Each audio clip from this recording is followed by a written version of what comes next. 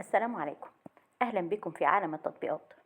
لو أنت مهتم بالجديد والمفيد في عالم التطبيقات، تقدر دلوقتي تشترك في القناة وتفعل الجرس عشان يوصلك مننا كل يوم جديد ومفيد في عالم التطبيقات، ونقدر نشرح لك كل التطبيقات اللي تهمك في حياتك، سواء كانت تطبيقات محلية أو تطبيقات عالمية، زي تطبيقات العقارات، تطبيقات السيارات، التطبيقات اللي بتسرق بياناتك وبتستنزف حساباتك، وكمان تطبيقات التعارف.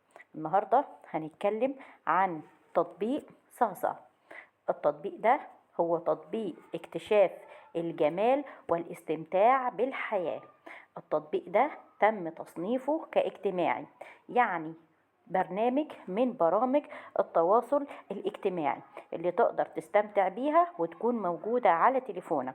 تطبيق صاصة هيخليك ان انت كل يوم تشارك مع نفسك وتشارك مع اصدقائك وتلاقي اصدقاء موجودين على التطبيق وتتواصلوا في كل اهتماماتكم وكل ميولكم. تطبيق صاصة هو بيعمل لكل متطلبات صارمة أو قيود على كل غرفة مباشرة، وهو ملزم بتزويد المستخدمين بمحتوى غني ومباشر ورائع، سواء من صور أو فيديوهات تقدروا إن انتوا تتنقلوها مع بعض. التطبيق ده مليء أو وظيفته إن هو ينقل ثقافة وعادات البلدان المختلفة للمستخدمين، يعني كل مستخدم يقدر يعرف كل بلد إيه العادات والتقاليد الموجودة فيها، وبعدين هيتم فتحها لما يكون المضيف جاهز لكده إن هو يتطلع على كل اللي بيدور في بلد معينة. التطبيق ده تقدر ان انت تعثر فيه على اصدقائك بتتناسب ميولهم مع ميولك وتتعرف عليهم.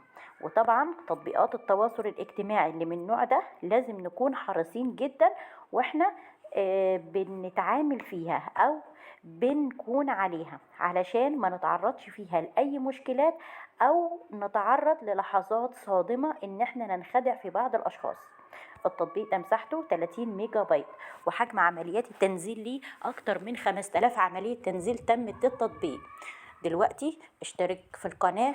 أتمنى أني أكون وصلت التطبيق ده بشكل سهل وبسيط، وياريت بعد تحميل التطبيق كل واحد يقول رأيه في التعليقات، سواء كانت تعليقات إيجابية أو تعليقات سلبية. اشترك دلوقتي في القناة وفعل الجرس عشان يوصلك مننا كل يوم جديد ومفيد في عالمنا، عالم التطبيقات. أو اتواصل معانا على صفحتنا الرسمية على الفيسبوك باسم مراجع برامج. اشترك دلوقتي في القناة وفعل الجرس، ولو في اي تطبيق محتاج ان احنا نتكلم عنه في القناة اكتب لنا اسمه في التعليقات، واحنا في اقرب وقت هنعمل لك فيديو بالتطبيق اللي يهمك ونوصله لك بشكل اسهل واسرع وافضل.